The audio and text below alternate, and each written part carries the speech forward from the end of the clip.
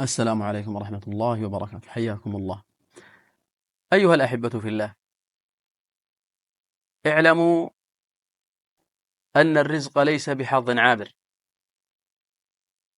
ولا بسعي مجرد، ولكنه بقدر الله العليم الحكيم. ألم تر أن الطير تغدو خماصا وتروح بطانا، وما بأيديها من جهد ولا حيلة، وكم من ساع حريص يتعب نهاره ويسهر ليله ثم لا ينال إلا ما كتب له.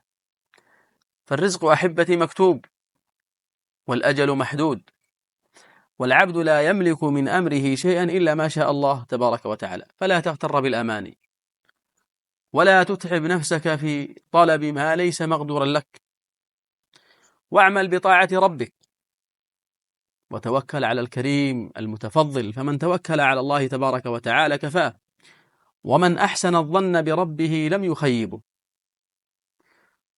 وتذكروا أحبتي في الله حديث للنبي صلى الله عليه وآله وسلم، حديث عظيم.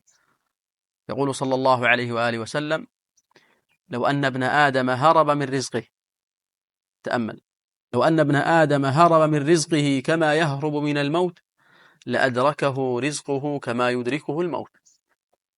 فاطمئنوا واسعوا بلا قلق، واعلموا أن العبد يؤجر على السعي ويرزق بالقدر. فيا أيها العبد الحائر بين السعي والقدر، ألا تعلم أن الرزق رزقان؟ رزق تطلبه ورزق يطلبك، فالأول بسعي اليدين، والثاني بقضاء الرحمن.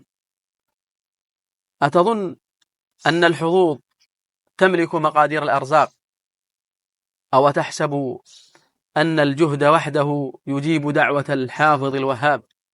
كلا، كلا والله. فقد يسعى العبد سعي الجاهدين ويبقى فقيرا مع ذلك، ويقعد آخر فيفض الله عز وجل عليه من فضله ما لا يحويه حساب. انظر حولك، انظر حولك وتأمل، ترى العبر. أترى النملة الصغيرة تجمع قوتها بلا قلق، والجبار المتكبر يذل لفقره. أترى البحر يمنح صيده للساكن والغريب، والأرض تنبت زرعها للبار والعاصي. فاعلم ابن آدم، لو أن الأرزاق تكون بالحيلة استولى عليها الأذكياء، ولو كانت بالقوة لم فرض بها الأشداء، ولكنها بقسمة العزيز العليم، بقسمة العزيز العليم، يعز بها من يشاء ويذل بها من يشاء. فأين المتكلفون الذين يحسبون أنهم يقدرون على ما لا يقدر عليه الخلق؟ ألم يسمعوا قوله تبارك وتعالى في كتابه العزيز بعد أعوذ بالله من الشيطان الرجيم: وما من دابة في الأرض إلا على الله رزقها. وما من دابة في الأرض إلا على الله رزقها. فكل دابة الله تبارك وتعالى متكفل برزقها، متكفل بحياتها وموتها. لذلك يا عبد الله، أقم نفسك على طاعة ربك، أقم نفسك على طاعة ربك، هذا هو المهم والأهم.